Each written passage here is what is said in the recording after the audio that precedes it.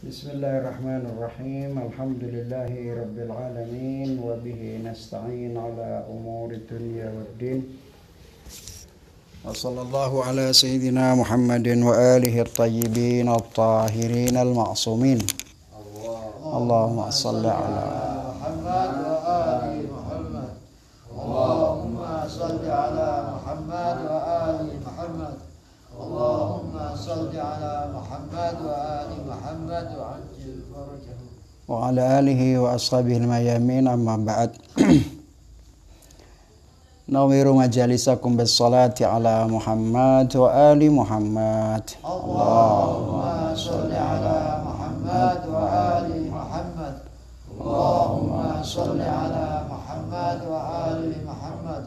Allahumma salli ala Muhammad wa ali Muhammad wa ajil farajahu.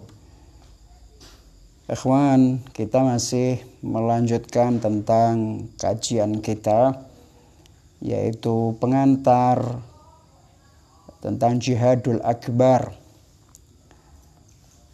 Di pertemuan sebelumnya kita sudah menjelaskan bahwa masing-masing kekuatan yang ada pada jiwa manusia, baik itu kekuatan al-aqliyah, asyahwiyah, al-ghadabiyah, dan juga al-wahmiyah, masing-masing harus mencapai pada puncaknya. Masing-masing harus bisa menyempurnakan dirinya dengan cara masing-masing, tanpa mengenali halal dan haram, boleh dan tidak, baik dan buruk.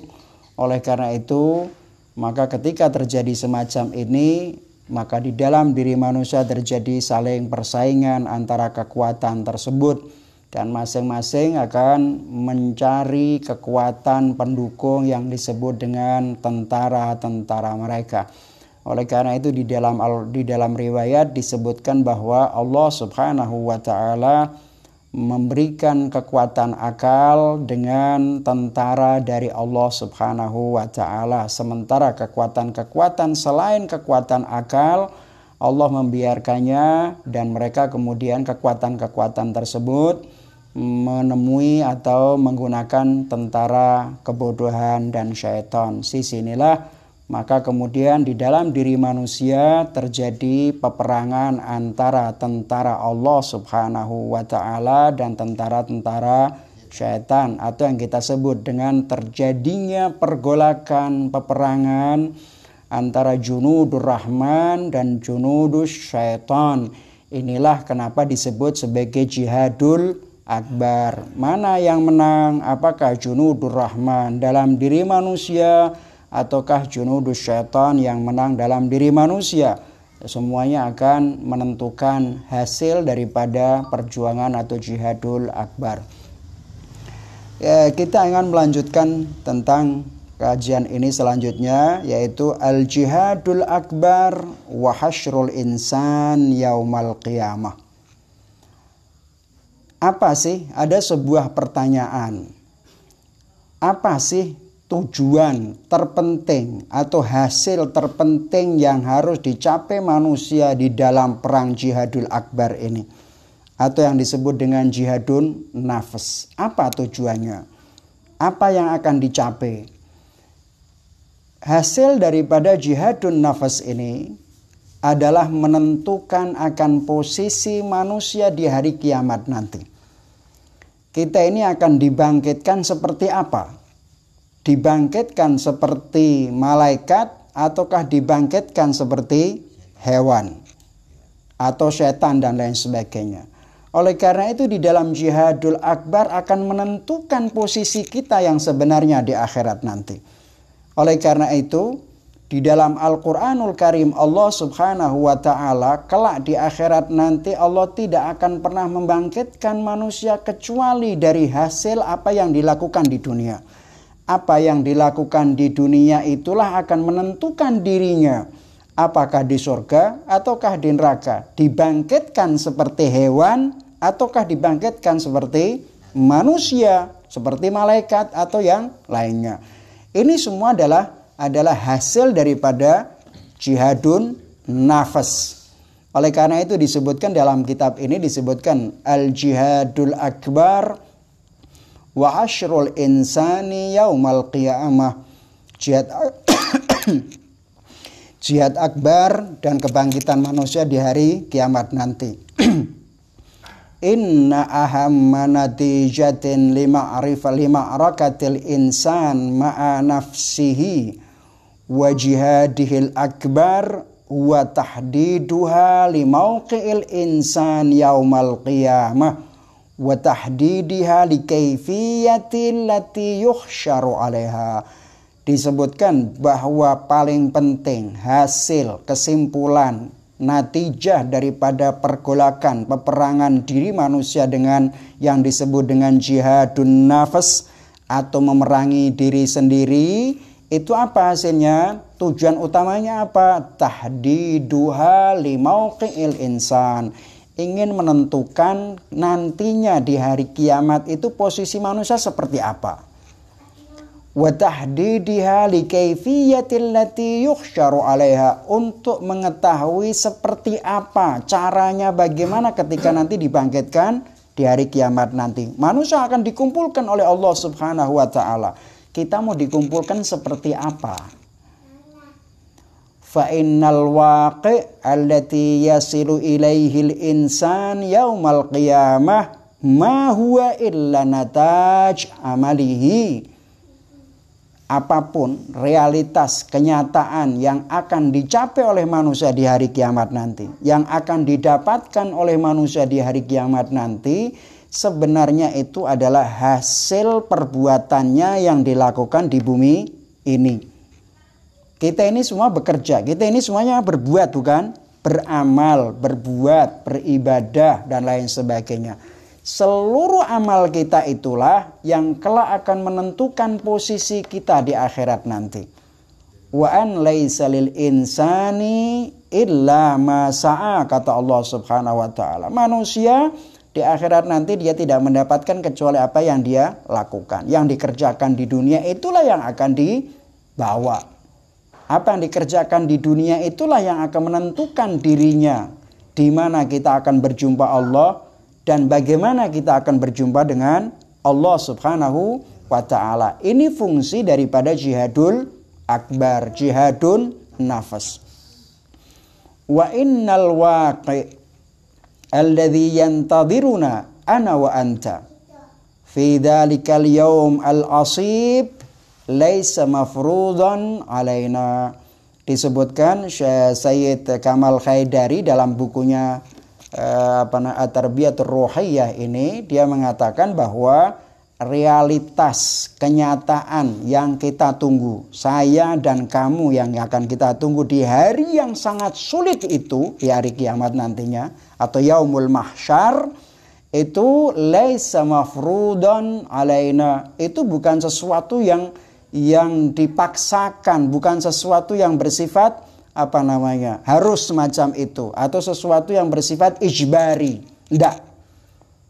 Nanti saya di surga akan mendapat ini. Manusia, semua yang dilakukan dan apa yang kau dapatkan itu adalah hasil sebuah pekerjaan yang kita lakukan, yang kalian lakukan semua. Dan itu bukan sesuatu yang dipaksakan oleh Allah Subhanahu wa taala. Kamu harus begini, kamu harus begini. Tidak. Nanti di akhirat itu yang kau dapatkan adalah hasil dari kerja kita sendiri. Oleh karena itu di dalam Al-Qur'anul Karim Allah mengatakan inna hadainahus sabila imma syakiran wa imma kafura. Di dunia ini Allah Subhanahu wa taala telah memberikan petunjuk ke jalan yang lurus kepada manusia. Sehingga apapun yang kita dapatkan di akhirat itu bukan sesuatu yang dipaksakan oleh Allah. Apa yang kita dapatkan di akhirat itu adalah apa yang kita lakukan. Kenapa? Karena Allah Ta'ala sudah memberikan petunjuk jalan yang lurus. Manusianya imma bersyukur menerima, atau dia mengingkarinya dan kafir kepada petunjuk Allah Subhanahu wa Ta'ala. Nah, kemudian disebutkan bal nahnu alladzi nabnihi. Apa yang akan kita dapatkan di akhirat itu sebenarnya adalah sesuatu yang kita bangun sendiri. Wa nada'u labnatihi labnatan fawqa ukhra. Ibarat bangunan itu, kitalah yang membangunnya, kitalah yang membangun pondasinya. Kemudian kita membangun sesuatu dari semua hasil kerja kita, hasil amal kita, hasil perbuatan kita. Itu yang kita akan dapatkan di akhirat nanti. Jadi bukan ini karena sudah ditakdirkan Allah saya masuk neraka. Enggak, bukan begitu. Andalah yang menentukan dirimu ke dalam surga atau ke dalam neraka. Karena Allah Subhanahu wa ta'ala sudah memberikan petunjuk kepada kita semua di muka bumi ini. Maka disebutkan wa nad'u libnatihi labnatan fawqa ukhra linulaqi ba'da dzalika rabbana fil mawqi'il ladzi yu'ayyinuhu amaluna lana. Kapan, di mana kita akan bertemu Allah Subhanahu wa ta'ala, dalam posisi seperti apa, semua yang menentukan adalah amal kita sendiri. Saya ingin menyinggung tentang hidayah. Di dalam ayat ini Allah Subhanahu wa ta'ala berbicara inna hadainahus sabila.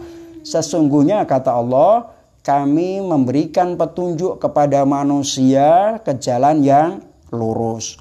Orang kan selalu berbicara mengatakan orang itu tergantung hidayahnya Allah Subhanahu wa ta'ala. Kalau dikehendaki ya dapat petunjuk, kalau tidak dikehendaki tidak dapat petunjuk. Apa sih makna hidayah itu? Sehingga kita kadang-kadang menjadikan mengkambing hitamkan takdirnya Allah seakan-akan kita tidak berbuat salah. Kenapa kau membunuh orang? Oh sudah ditakdirkan Allah Ta'ala membunuh orang kok. Tidak bisa. Kenapa kamu berbuat zina? Saya sudah ditakdirkan Allah. Seakan-akan takdir Allah menentukan perbuatan orang itu untuk berbuat jahat. Kalau memang Allah Ta'ala mentakdirkan manusia seperti itu, berarti syariat apa ini semua tidak ada gunanya. Surga neraka juga tidak ada gunanya. Karena fungsi surga dan neraka adalah bagi orang yang taat kepada Allah mendapatkan surga sebagai balasannya, dan bermaksiat kepada Allah adalah neraka bagi balasannya. Al-Quran sebagai tuntutan untuk memberikan taklif kepada manusia. Saya ingin menjelaskan tentang apa di makna hidayah ini. Kira-kira semua orang mendapat hidayah dari Allah ataukah tidak? Ada tidak orang yang tidak mendapatkan petunjuk dari Allah Subhanahu wa ta'ala? Al-hidayah, petunjuk itu ada dua macam. Am wa khas, yang bersifat umum dan bersifat khusus. Yang bersifat umum ini terbagi menjadi dua, yaitu hidayah takwiniyah dan hidayah tasyri'iyah. Saya ingin menjelaskan singkat saja karena untuk mengantarkan saja makna hidayah. Yang dimaksudkan dengan hidayah takwiniyah adalah sebuah petunjuk yang diberikan kepada seluruh makhluk Allah Subhanahu wa ta'ala. Termasuk manusia, binatang dan lain sebagainya. Maksudnya apa? Secara ciptaan Allah Subhanahu wa ta'ala menciptakan sesuatu, mereka yang diciptakan itu pasti akan menuju kepada kesempurnaan. Saya memberikan sebuah contoh. Pohon itu ketika kita tanam, maka sesuai dengan petunjuknya Allah, takwiniyahnya Allah, sesuai dengan ketentuan yang disebutkan dengan takwiniyah, hidayah takwiniyah, maka tumbuh itu, pepohonan itu dia akan tumbuh membesar sampai kemudian memberikan buah. Siapa yang mengantarkan ini kepada itu, kepada buah menjadi besar? Allah Subhanahu wa ta'ala. Ini namanya petunjuk yang bersifat takwini. Seluruh tumbuhan Allah memberikan petunjuk bagaimana dia bisa menjadi besar dan bagaimana dia bisa berbuah. Ini dinamakan petunjuk. Manusia, contoh manusia dari sisi takwini. Manusia itu berasal dari nutfah, kemudian min nutfatin summa alaqatin summa sampai kemudian lahirlah jadi manusia sampai kemudian mati. Secara takwini Allah Ta'ala memberikan petunjuk kepada manusia bagaimana proses perjalanan jasadinya bisa sampai menjadi manusia. Kedua, contoh takwini. Allah Subhanahu wa ta'ala itu menciptakan manusia yang di dalam dirinya ada namanya fitrah. Fitratallahu allati fataran nas 'alaiha la tabdila li kalimatillah. Fitrah manusia, semua orang yang terlahir itu Allah Subhanahu wa taala mengasih yang namanya fitrah. Sebuah ciptaan di mana ciptaan itu akan senantiasa mengenalkan diri kepada Allah Subhanahu wa taala. Tapi karena manusia kadang-kadang dalam tindakannya yang terus-menerus berbuat maksiat, melanggar nuraninya dan fitrahnya, sehingga fitrah, cahaya fitrah menjadi redup hingga dia tidak pernah sadar sama sekali. Kecuali dalam kondisi kesulitan baru dia sadar. Namanya fitrah. Ini adalah petunjuk yang bersifat takwini dan setiap orang Allah Subhanahu wa taala memberikan kepada manusia. Orang yang jadi kafir itu dia tidak kafir secara dzati. Artinya tidak begitu dilahirkan kemudian kafir, tidak. Begitu dilahirkan dia tetap beriman kepada Allah Subhanahu wa taala, meminta kepada Allah, menyembah kepada Tuhan karena ada yang namanya fitrah. Akan tetapi fitrah ini berkembang kadangkala menjadi redup dikarenakan situasi, kondisi, pendidikan, lingkungan dan lain sebagainya sehingga dia tidak kenal kecuali apa yang dia kenali. Fitrahnya menjadi lemah. Tapi ketika kemudian dalam kondisi kesulitan, dia berdoa kepada Tuhannya. Itu adalah karena dukungan fitrah, dorongan fitrah kembali kepada Allah Subhanahu wa taala. Satu. Kedua, manusia juga diberi petunjuk dalam pengertian takwini, yaitu Allah menciptakan manusia dan diberikan akal oleh Allah taala. Apa fungsi akal? Kemarin sudah kita bahas tentang fungsi akal itu adalah yang kekuatan yang membedakan antara manusia dengan seluruh hewan, yaitu yang menuju kepada Allah, menyembah kepada Allah Subhanahu wa taala. Ma'ubida bihir rahman waktu sibabihil jinan. Akal itu adalah sesuatu yang mendorong manusia untuk senantiasa taat kepada Allah dan bertasbih kepada Allah Subhanahu wa taala. Intinya bahwa akal itu adalah menunjukkan manusia pada baik dan buruk. Berarti manusia ketika diberi akal oleh Allah Subhanahu wa taala, dan akal itu sejak dulu ada kan? Kemarin kita bahas maratibil aql. Aklul batini, aklul dhahiri, kemudian aklul tajribi, aklul amali, sudah kita bahas semua satu persatu. Kalian masih ingat itu. Nah, artinya bahwa kemampuan akal ini dia adalah petunjuk Allah Subhanahu wa taala. Setiap orang, hatta orang kafir, orang kenal tidak kenal agama, kira-kira bisa berpikir tentang baik dan buruk tidak? Bisa. Kenal tentang baik dan buruk, jelek dan lain sebagainya. Karena memang hukmul akli bima huwa hukmul akli akan menunjukkan pada kebenaran. Ini yang dimakna dengan hidayah takwiniyah. Yang kedua, hidayah al-amma ini adalah hidayah at-tasyri'iyah. Tadi sudah saya katakan bahwa hidayah itu ada dua jenis, am wal khas. Umum dibagi menjadi dua, yaitu takwiniyah dan tasyri'iyah. Apa yang dimaksud dengan tasyri'iyah? Hidayah tasyri'iyah itu adalah hidayah yang mencakup seluruh manusia yang berakal. Oleh karena itu, dia mendapatkan taklif. Apa? Seperti diturunkannya Al-Quranul Karim. Diturunkannya para nabi. Kira-kira Al-Quranul Karim itu petunjuk atau bukan? Petunjuk. Manusia bisa mempelajari tidak? Bisa. Keberadaan nabi, Allah Subhanahu wa taala menurunkan para nabi adalah bentuk petunjuk. Petunjuk hidayah dari Allah Subhanahu wa taala. Tapi ada ndak yang menolak nabi? Ada. Ada ndak yang menerima nabi? Ada. Yang menerima dan menolak itu bukan karena Allah yang menentukan, tapi manusianya sendiri yang memilih. Ketika orang mengamalkan Al-Quranul Karim dengan tidak mau mengamalkan, siapa yang memilih itu? Manusianya sendiri.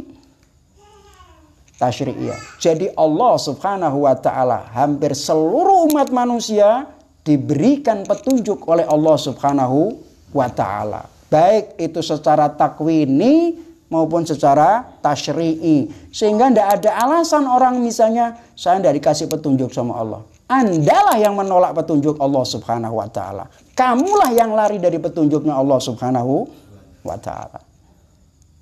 Al-Quran sudah jelas dan lain sebagainya. Al-Quran menjelaskan itu. Nah kemudian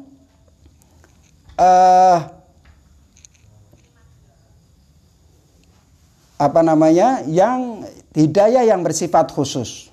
Hidayah yang bersifat khusus ini adalah hidayah yang Allah berikan kepada orang-orang tertentu.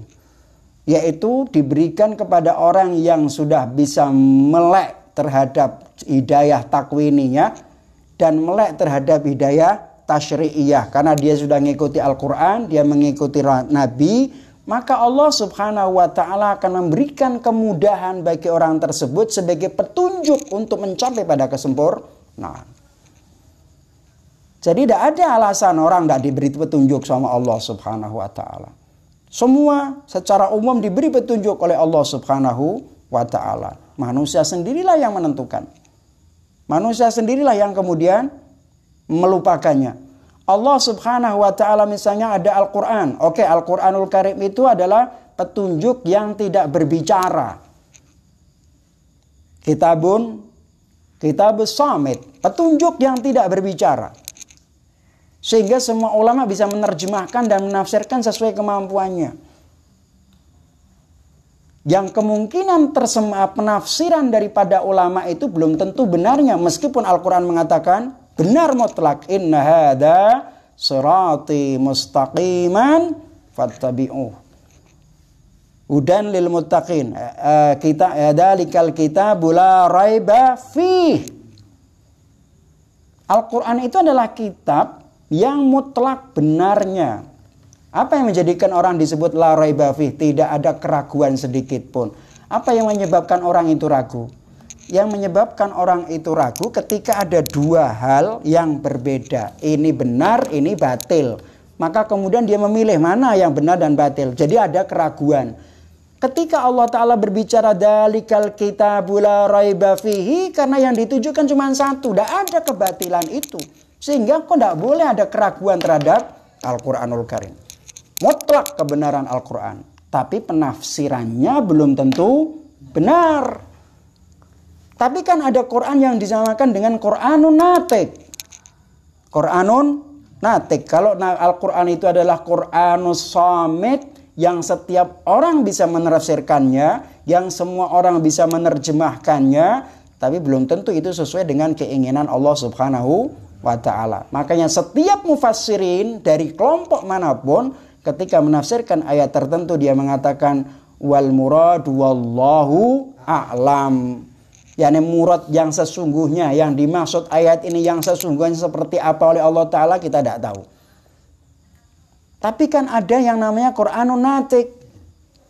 Kalau Al-Quran kitab ini adalah Quranus Samit, ada Quranun Natik. Siapa dia? Muhammad Rasulullah Sallallahu Alaihi Wasallam. Dan para maksumin, orang-orang yang ditentukan oleh Allah Ta'ala, yang tidak bisa, yang digandengkan dengan Al-Quranul Karim. Allah mengatakan dalam hadits tsaqalain, Allah mengatakan apa?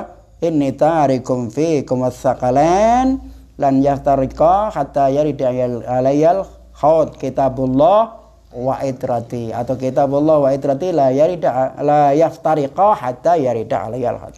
Ma'ruf itu sudah bahwa kami tinggalkan dua, yaitu Quran dan Ahlul Bait. Keduanya tidak mungkin berpisah. Berarti Al-Quran itu adalah kitabus samit, wa Ahlul Bait alaihi wassalatu wassalam adalah Quranun Natik, karena dia dijadikan setandar, sederajat dengan Al-Quranul Karim.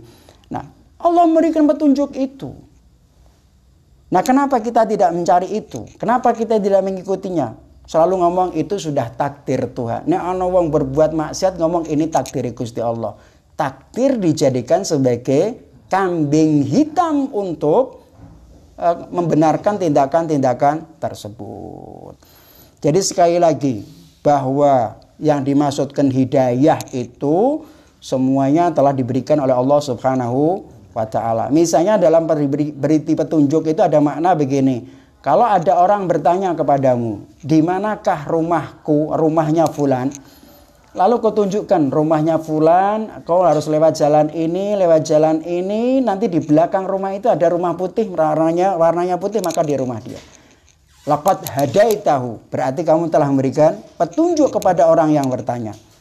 Ini sangat utama. Yang kedua, bentuk petunjuk itu adalah ketika ada orang bertanya rumahnya fulan mana pak?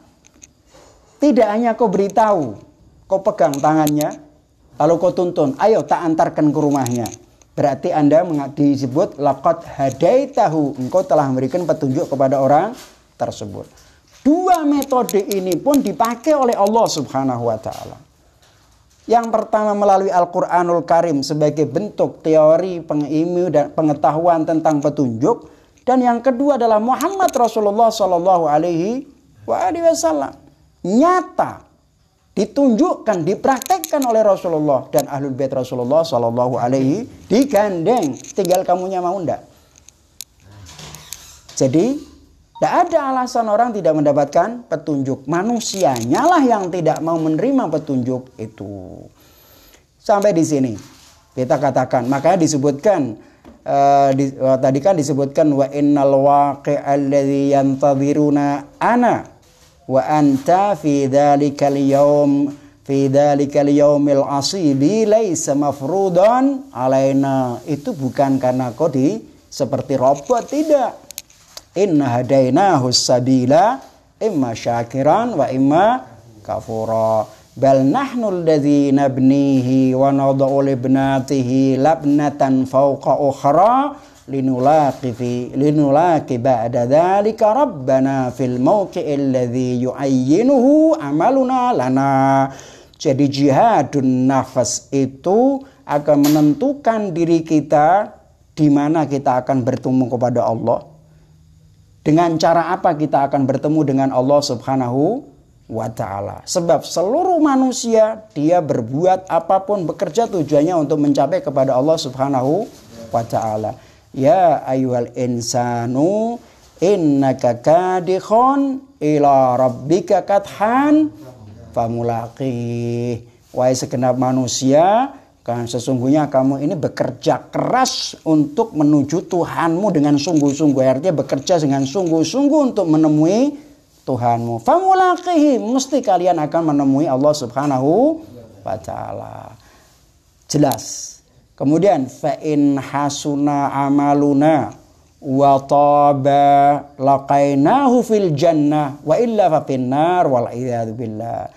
Kata Sayyid Kamal Khaidari, dia mengatakan fa in hasuna amaluna, apabila amal kita yang kita lakukan di bumi ini adalah amal baik, wa taba, dan amal yang terpuji, thayyib, laqainahu fil jannah, kita akan ketemu Allah Subhanahu wa ta'ala di surga. Berarti yang menentukan kita ketemu Allah di surga itu apanya? Amal kita.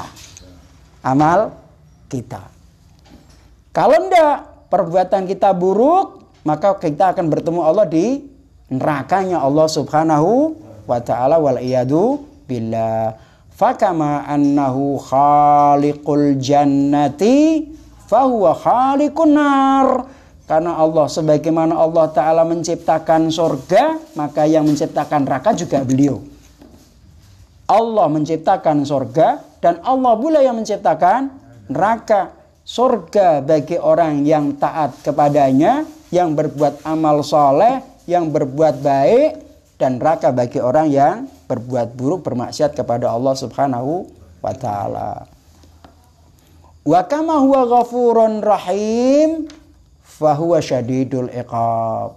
Allah ta'ala juga ghafurur rahim, tapi pada saat yang sama juga Allah syadidul iqab, siksaannya sangat pedih. Beruntunglah orang ketika Allah Subhanahu wa ta'ala membuka pintu taubatnya, lalu kemudian dia masuk ke dalam pintu itu. Dia sebelum mati, sebelum meninggal, sadar betul kalau dirinya telah berbuat kesalahan, berbuat maksiat. Seperti doa munajat Sya'baniyah Imam Ali bin Abi Thalib alaihi salatu wassalam, Saya lupa bahasanya itu, diantaranya mengatakan begini, ya Allah, usiaku, telah kuhabiskan usia mudaku untuk melupakan kepadamu. Dan kami tidak pernah ingat kepadamu hingga engkau mengingatkan aku, kata Imam Ali bin Abi Thalib. Artinya Allah Ta'ala memberikan kesempatan kepada kita untuk membuka pintunya sebagai Tawwabur Rahim. Sungguh beruntung orang yang bertaubat masuk pada pintu taubatnya Allah Subhanahu wa Ta'ala. Dan sungguh merugi orang yang tidak mau masuk dalam pintu taubatnya Allah Ta'ala. Bulan Sya'ban, kemudian bulan suci Ramadan adalah bulan-bulan untuk membuka pintu taubatnya Allah Subhanahu wa Ta'ala. Ghafurun Rahim. Makanya kalau kau maksiat ditunggu oleh Allah Ta'ala, tidak langsung diseksa. Kenapa? Karena Allah memberikan kesempatan kepada hambanya agar dia kembali kepada Allah Subhanahu wa Ta'ala. Nah, kita berbuat salah di depan ibu kita, orang tua kita. Kira-kira orang tua kita ngamuk tidak? Ngamuk, bahkan kadang diusir dari rumah. Tapi Allah Subhanahu wa Ta'ala tidak demikian. Tahu kau berbuat maksiat, tahu kau berbuat melanggar hukumnya Allah, dibiarkan sama Allah Ta'ala dengan harapan diberi kesempatan agar kita kembali kepadanya. Tapi nek kira gelem kembali kepada Allah Ta'ala yang Ghafurur Rahim ini, dia juga syadidul iqab. Wis dikasih kesempatan gak gelem, kebangetan kowe. Wah, seknya tambah pedih. Wa innana aynama nakunu fa innana sa'iruna bittijahi mulaqatihi azza wa jal. Kita semua ini dimanapun kita berada, dalam keadaan apapun kita semuanya ini mengarah kepada pertemuan dengan Allah Subhanahu wa Ta'ala. Jihadun nafs, menentukan posisi kita di akhirat nanti. Kama anna surah allati yuhsyaru 'alaiha al-insanu yaumal qiyamah tansajmu ma'a ihdal quwa al-arba' al-mawjuda fihi wallati kharajat muntasiratan min khilali jihadil akbar wa biha yakunu naw'ul insani naw'an mutawassitan tahtahu anwa'un ukhra fin nasyatil ukhra. Ini pembahasan yang masuk ke dalam kekuatan yang ada di dalam diri manusia. Kemarin kita sebutkan itu. Nah, manusia ini katanya nanti itu akan bentuknya as-surah, di mana bentuk surah itu bentuk fisiknya, gambarnya. Manusia kelak di hari kiamat itu, di hari mahsyar akan dibangkitkan dengan bentuk wujud sesuai dengan salah satu kekuatan 4 yang kita miliki. Kemarin kita bicara apa? Al-quwatul, saya ulangi lagi sekedarnya ya. Al-quwatul aqliyah. Kemudian al-quwatul asyahwiyah dulu ya. Asyahwiyah. Kemudian al-quwah al-ghadabiyah. Kemudian yang keempat adalah al-quwatul wahmiyah. Al-quwatul wahmiyah. Ini menuju kepada Allah, ini kepada hewani, ini adalah kekejaman, ini adalah penipuan.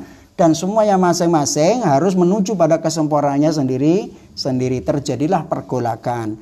Yang ini semuanya akan akan mencari tentara namanya al-jahlu wa syaitan. Tentaranya adalah kebodohan dan syaitan. Sementara ini adalah kekuatan yang dinamakan junudur Rahman. Allah Ta'ala memberikan kekuatan sendiri. Sudah kita sebutkan kemarin, kita tidak ingin mengulang kembali. Nah, manusia besok itu, bentuk yang di hari kiamat itu, mana yang menang dalam jihadul akbar itu? Akalnya menang mengendalikan seluruh kekuatan ini, maka kelak dia akan dibangkitkan lebih mulia daripada malaikat. Tapi kalau kekuatan akalnya ini berada dalam kekuatan syahwat dan lain sebagainya, dia akan dibangkitkan oleh Allah seperti kewan. Bentuknya bentuk hewan. Kalau dia misalnya dikalahkan dengan ghadabiyah dan lain sebagainya, imma dia hewani, ini juga hewani sama, ini atau dibangkitkan oleh Allah seperti syaitan karena penipu. Mana yang menang? Ini kita atau yang ini? Jadi jihadul akbar itu kelak akan menentukan seperti ini. Saya ingin buktikan bagaimana bisa disebut seperti hewan. Saya ingin memberikan sebuah contoh makna pemahaman tentang ini. Abu Basir, muridnya Imam Ja'far Shadiq alaihi salatu wassalam. Ketika suatu hari dia berangkat pergi haji, melihat banyak orang yang haji. Mereka tawaf di Imam Ali Zainal Abidin, bukan Imam Ja'far Shadiq, Imam Ali Zainal Abidin. Abu Basir ketika dia haji dan tawaf sama Imam Ali Zainal Abidin, Abu Basir sampai terheran-heran. Dia bilang, ma aktsaral haji ya ibn Rasulillah.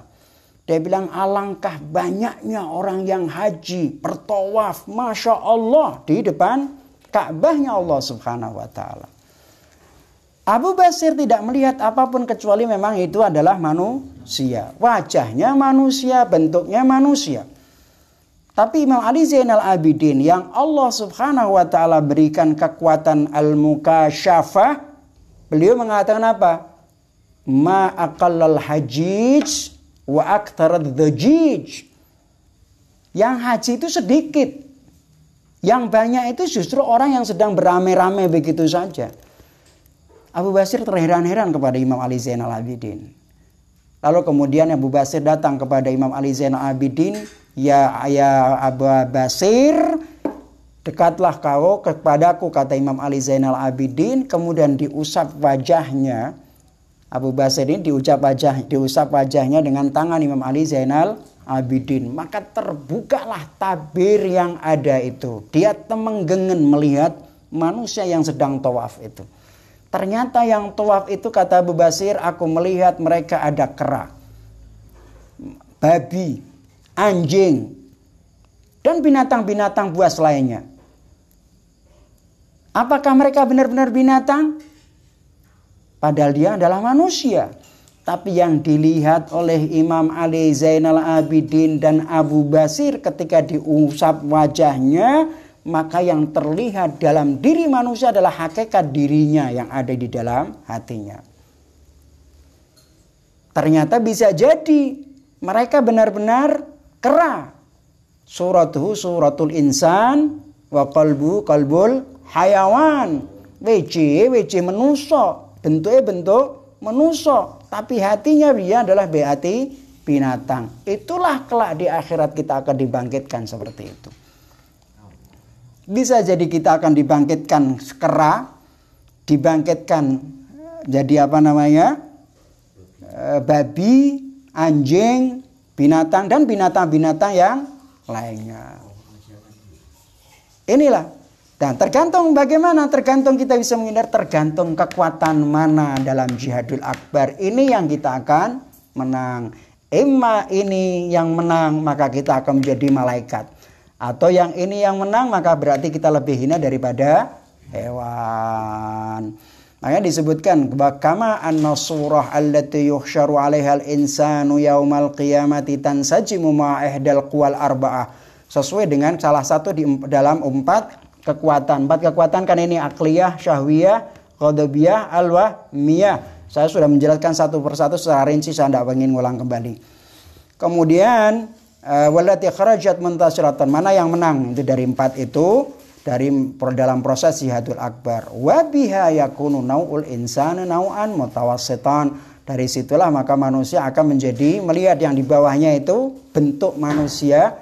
Nanti di bawahnya apa? Ada di dalam ciptaan yang lainnya itu nanti ada hewan dan lain sebagainya. Tawdhihu dzalik. Ini ada hubungannya dengan ilmu mantik, saya ingin menjelaskan sebentar nanti. Tawdhihu dzalik annana na'rifu annal insan fil hayatid dunya wa akhirul anwa allati tudhkaru fi ta'rifihi hasbat tasassulul mantiki. Saya ini mestinya tidak ingin masuk dalam kajian, tapi tidak apa-apa, tidak ada salahnya. Walaupun tidak perlu dipahami ya, tidak perlu dipahami secara detail karena membingungkan. Cuman karena itu ditulis, disebutkan, maka saya ingin jelaskan bahwa mungkin dari sini kita berawal dari awal Al-Jauhar. Para ahli filsafat dan ahli irfan, mutakallimin itu membagi wujud itu menjadi al-jauhar. Kemudian yang kedua adalah al-jismul mutlak. Pokoknya sekedar diketahui sajalah. Al-jismul mutlak, kemudian al-jismun nami. Kemudian yang ketiga, yang keempat, ini ketiga ya, ini yang keempat, yang kita sebut dengan al-hayawan. Kemudian yang keempat, yang kelima adalah al-insan. Istilahnya disebutkan bahwa ini dinamakan nau dalam ilmu mantek. Nau itu bentuk. Bentuk dari mana? Jenis, bentuk daripada hewan. Ini disebut jins. Ini disebut nau. Tapi ini juga disebut nau'un idhofi ketika dinisbahkan kepada al-jismun nami. Ini juga sama nau'ul idhofi ketika disebutkan kepada al-jismul mutlak dan kemudian al-jauhar. Al-jauhar ini bisa ar-ruh, al-hajar, war-ruh dan lain sebagainya. Al-jismul mutlak bisa mencakup yang lain, al-jismun nami bisa hewan, bisa manusia. Makanya manusia adalah bagian daripada hewan. Ini. Nah, hewan itu apa jenisnya? Ada berarti hewan. Ketika kita mengatakan al-hayawanu dalam ilmu mantek, ma huwal insan? Al-insan huwa hayawanun natiqun dalam definisi ta'rif. Manusia yang bisa berbicara, yang berpikir, maksudnya manusia yang bisa berpikir. Al-hayawan berarti apa hayawan itu diantaranya? Insan, manusia, bakar, kemudian kambing, ghanam dan seterusnya. Jadi ketika kita mengatakan al-insan berarti al-hayawan berarti mencakup manusia, mencakup bakar, ghanam. Kenapa ini bakar dan ghanam? Karena jenisnya berbeda. Kemudian nanti macam-macam dan lain sebagainya. Nah, ini disebut akhirun nau. Ini disebut jins. Tidak perlu dipahami sudah, yang kira-kira gitu aja, ya. Ini namanya nau akhirun nau. Nah, besok di akhirat tidak begitu. Lah, afrad daripada nau'ul insan ini apa? Ada Ja'far, ada Muhammad, ada Zaid, ada Umar. Ini namanya disebut afradul insan. Afradul insan. Istilah yang dipakai di sini besok neng akhirat iku tak hapus sekarang disebut dengan nau'ul insan. Yakni nau'ul insan bukan berarti kemudian afradnya Zaid, Ja'far. Tidak ada lagi kata Ja'far. Besok di akhirat itu imaku dibangkitkan seperti kera, qiradatan, kirt, atau khinjir, atau ghanam, atau binatang al-wahshi misalnya, al-wuhush ya, binatang liar, atau al-insan. Itu maksudnya. Jadi besok di akhirat itu kita akan dibangkitkan oleh Allah dengan nau yang ini tadi, bukan nau al-insan kemudian Ja'far fulan-fulan. Ja'far fulan itu kan tetap manusia. Tapi kalau nau ini besok adanya adalah bisa jadi kita dibangkitkan seperti kera. Bisa jadi kita ini seperti khinjir. Apa yang khinjir? Babi. Atau di sana seperti kaleb. Kaleb itu apa? Anjing, kambing. Apa karakter khinjir? Apa karakter anjing? Apa karakter dan lain sebagainya? Allah Ta'ala itu ketika berbicara dalam Al-Quran menisbahkan orang yang jahat, misalnya kal khinjir, kal kalbi, ya kan? Al-Quran gunakan kalimat itu. Kenapa Al-Quran gunakan kalimat itu? Karena karakter anjing ada pada manusia, karakter babi ada pada manusia, karakter kera ada pada manusia. Nah, kalau ini yang ditentukan. Itulah fungsi daripada jihadul akbar. Oke, saya kira itu sekedarnya saja.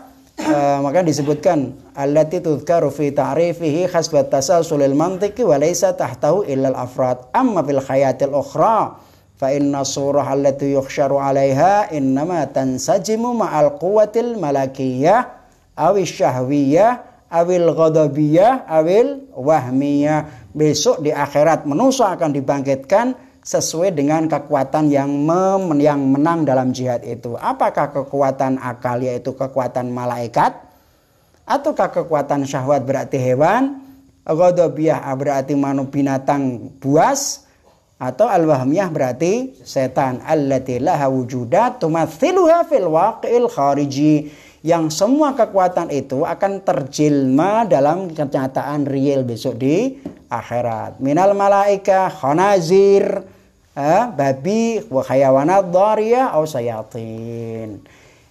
Paham maksudnya ya? Fahunaka idan anwa'un ukhra ghairu naw'il insan yatamatsalu biha yaumal qiyamah hasba amali. Jadi besok itu ada jenis manusia, bentuk manusia sesuai dengan amalnya. Wa hadhil haqiqah hiya ma asyarat ilaihil ayah. Hakikat ini, realitas ini seperti disinggung oleh ayat Al-Qur'anul Karim. Wa idzal wuhusyu khusyirat. Wa idzal wuhusyu khusyirat. Itu apa artinya? Apabila binatang-binatang liar dikumpulkan oleh Allah Ta'ala. Ini bicara tentang kiamat kan? Wa idan nujumu dan lain sebagainya, sampai kemudian wa idal wuhusu khusyirat, kemudian dan lain sebagainya, bi ayyidan bin kutilat dan seterusnya. Itu bicara tentang hari kiamat. Dia bilang wa idal wuhusu khusyirat, itu diisyaratkan tentang itu besok di akhirat. Fahaula'il muhsyarun kanu unasi fil hayatid dunya wa tahawwalu ila wuhusin fin nasy'atil ukhra. Orang-orang yang dibangkitkan itu sebenarnya adalah manusia. Di dunianya itu adalah manusia, tapi besok di akhiratnya dibangkitkan seperti hewan liar. Wa idal wuhusu khusyirat. Dia bilang wa illa fa innal wuhus. Ayat ini kalau tidak menjelaskan tentang kebangkitan orang yang sesuai dengan jihad nafasnya, karena besok di akhirat itu tidak ada binatang yang dibangkitkan oleh Allah Ta'ala untuk menerima taklif, pahala. Tidak ada. Kira-kira ada tidak binatang yang dibangkitkan oleh Allah Ta'ala kemudian untuk menerima taklif atau pahala atau balasan? Tidak ada. Kenapa? Karena binatang tidak punya taklif. Kenapa tidak punya taklif? Karena binatang tidak punya quwwatul aqliyah. Paham itu? Sehingga tidak ada binatang. Disebutkan wa illa fa innal wuhusha bima hiya wuhushun la ilaqata laha bi yaumiddin wal hisabi wal jaza' wal thawabi wal iqab. Binatang buas sebagai binatang buas tidak ada hubungannya dengan hari kiamat, hari hisab, hari pembalasan, hari pahala dan siksaan. Kenapa? Li'annaha lam tukallaf hatta tuhasab. Karena binatang itu sendiri tidak ada taklif, tidak ditugasi untuk ngibadah oleh Allah Ta'ala, tidak suruh sholat, tidak suruh haji, tidak suruh ini, maka berarti tidak ada hisab di akhirat nanti. Wala'allal wukhus khusyira walakin na'am wala'alla lil wukhusi khasyrun. Bisa jadi binatang-binatang buas atau binatang liar itu dibangkitkan sama Allah Ta'ala. Walakin la tuhsyaru lil jaza'. Akan tetapi binatang itu besok dibangkitkan bukan untuk menerima balasan seperti yang diterima oleh manusia. Lil jaza'il muta'araf. Wa in kana thummatu jaza' fahuwa min nau'in akhar. Jadi kalau ada binatang besok di akhirat dibangkitkan sama Allah Ta'ala, maka posisinya tidak seperti manusia. Artinya dia dibangkitkan bukan untuk dihisab, bukan untuk menerima pahala seperti halnya yang dilakukan oleh manusia. Ada enggak binatang yang akan dimasukkan surga? Ada. Seperti anjingnya Ashabul Kahfi. Anjingnya Ashabul Kahfi dibangkitkan sama Allah Ta'ala ke dalam surganya Allah Subhanahu wa Ta'ala. Tapi apakah anjingnya Ashabul Kahfi itu kelak akan mendapatkan pahala karena hisab dan taklif? Enggak. Anjing tidak punya taklif, anjing tidak punya hisab. Yang dihisab itu adalah orang yang manusia yang berakal. Dan karena dia punya, tadi disebutkan ada al-quwatul aqliyah, asyahwiyah, wal ghadabiyah, wal wahmiyah, maka mereka ini akan dibangkitkan oleh Allah Subhanahu wa taala. Sampai di sini saudara sekalian, kita akan akhiri majelis kita. Nah, sekarang kita akan memahami diri kita sendiri.